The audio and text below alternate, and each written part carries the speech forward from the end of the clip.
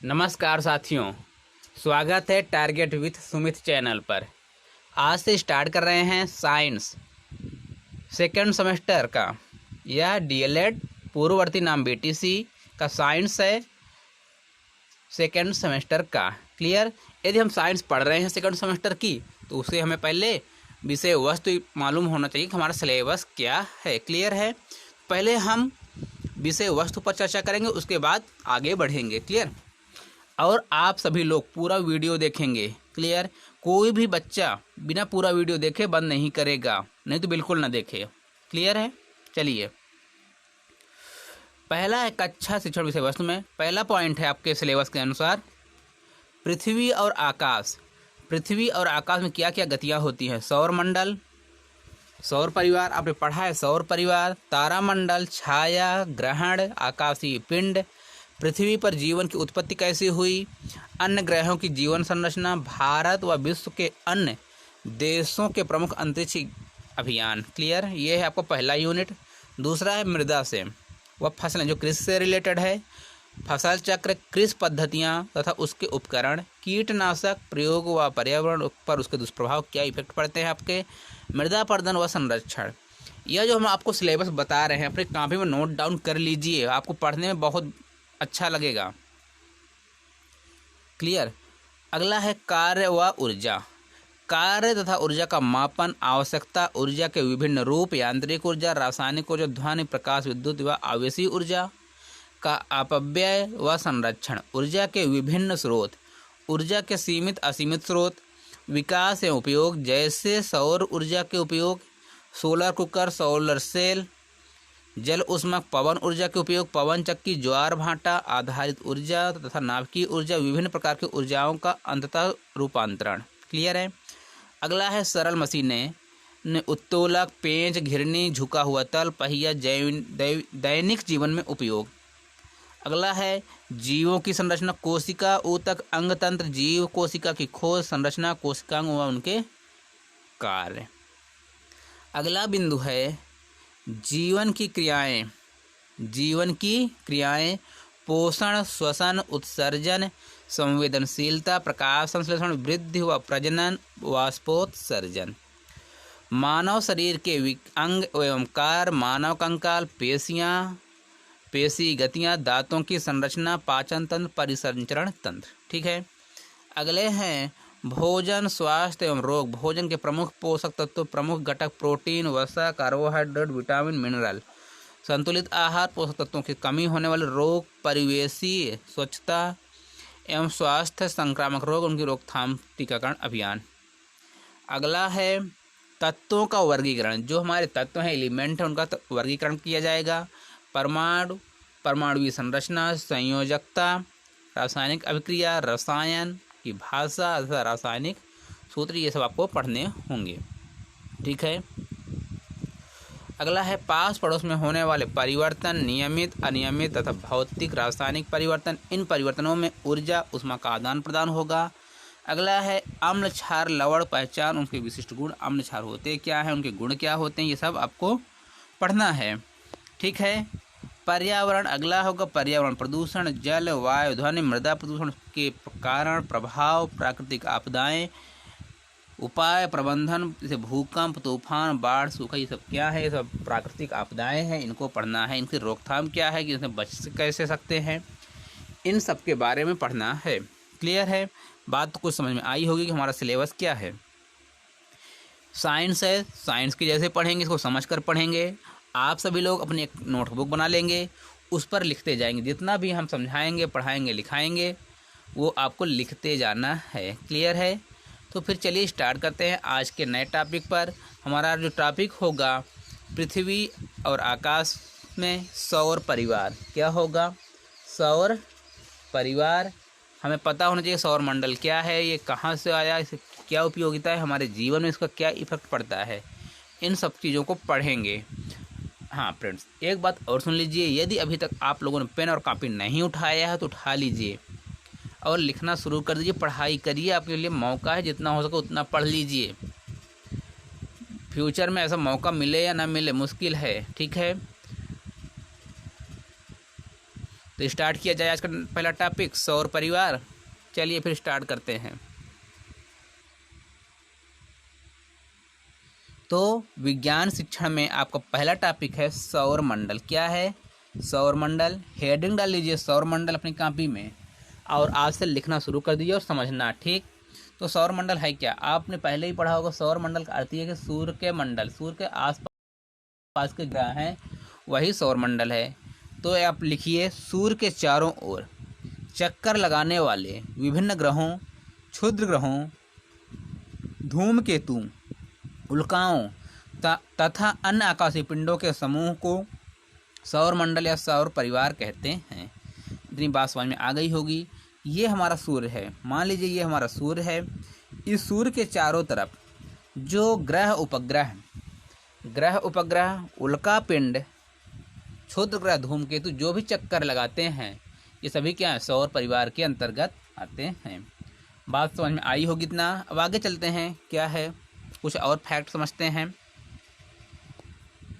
सौर मंडल का मुख्य सूर्य केंद्र बिंदु, सौर मंडल का जो मुख्य केंद्र है वो क्या है? सूर्य है। सौर मंडल का मुख्य सूर्य केंद्र बिंदु और पूरे मंडल का संचालन सूर्य ब्रह्मांड के तंत्र में इस प्रकार स्थित है कि वह अपने किसी अदृश्य केंद्र बिंदु जो उससे लग 32,000 प्रकाश वर्ष की दूरी पर है, चारों ओर 250 मिलियन वर्ष में एक चक्कर लगाता है। इस प्रकार अपने आप को नियंत्रित रखता है। इसकी औसत परिभ्रमण गति है 250 किलोमीटर पर सेकेंड, ठीक है। सौर परिवार का केंद्र, जो सौर परिवार है आपने पढ़ लिया कि सौर परिवार यानी सौर मंडल, जिसका मुख्य कौन है? सौर परिवार का केंद्र प्रमुख सूर्य अपने आप में इतना विशाल गर्म गैसीय पिंड को समेटे हुए, इसका भार पृथ्वी के भार से लगभग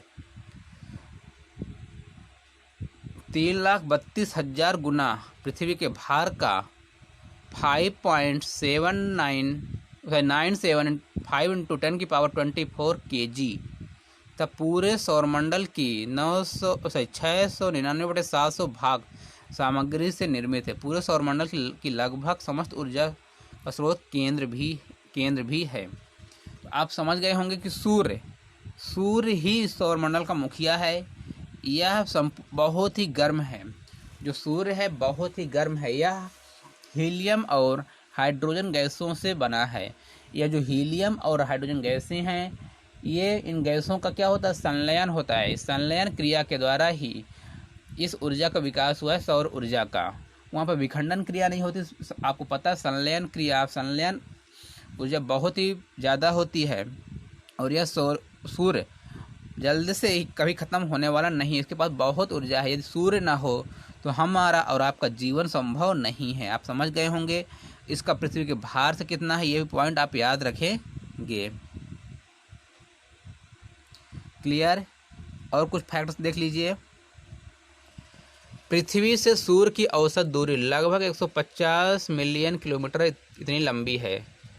हमारे पृथ्वी से जो सूर्य के बीच की दूरी है लगभग 150 मिलियन किलोमीटर है। यहाँ से वहाँ तो पूछा जा सकता है आपसे फैक्ट कि पृथ्वी से सूर्य की दूरी कितनी है, तो लगभग 150 मिलियन किलोमीटर है। यदि एक वायुयान जैसे हमारा हवाई जहाज 1000 किलोमीटर प्रति घंटे की गति से चले, उसे पृथ्वी से सूर्य तक पहुंचने में 12 वर्ष से अधिक समय लगेगा। सोच लीजिए इतनी दूरी है। यदि हमारा जो वायुयान है, जहाज है, एरोप्लेन है, 1000 किलोमीटर प्रति घंटे की स्पीड से चले तो उसे 17 वर्ष लग जाएंगे। समझ लीजिए कितना दूर है, इतनी ऊंचाई पर है। यदि वो हमारे पास हो तो सोच लीजिए हम लोग कैसे होंगे, कोई रहेगा नहीं, सब जल जाएंगे, है ना। सूर्य से भारी ऊर्जा 10 की पावर 26 जूल प्रति सेकंड गति से निकलती है। हमें जो सूर्य से 10 की पावर 26 जूल प्रति सेकंड गति से मिलती है, सोचिए कितनी ज़्यादा एनर्जी मिलती है, पूरे विश्व को मिलती है।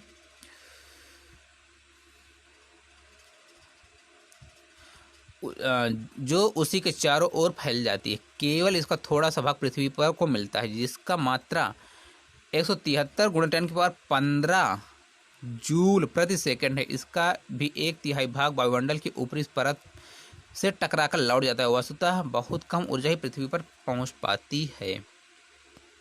पता है ना कि इतनी सारी ऊर्जा निकलने के बाद, इतनी सारी ऊर्जा निकलती है, उसका इतना 173 10 की घात 15 जूल हमारे पृथ्वी पर पहुँचती कोशिश करती है, लेकिन उसमें भी और आकर वायुमंडल, हमारे वायुमंडल में कई परतें हैं, वहाँ पर वो रुक जाती है। उसको बहुत ही कम ऊर्जा हमारी पृथ्वी पर पहुँच पाती है। आप समझ सकते हैं पृथ्वी भी इतनी छोटी नहीं है, लेकिन इसकी अपेक्षा सूर्य बहुत बड़ा है। और आपको पता हो जाना चाहिए कि सूर्य से पृथ्वी तक पहुंचने में सूर्य का जो प्रकाश है उसे 8 मिनट और 24 सेकंड लगते हैं। कितना आप ध्यान रखेंगे? 8 मिनट 24 सेकंड का समय लगता है लगभग। ठीक है, कई जगह आपको थोड़ी बहुत वेरिएशन होगा, लेकिन 8 मिनट कुछ सेकंड में रहेगा। क्लियर?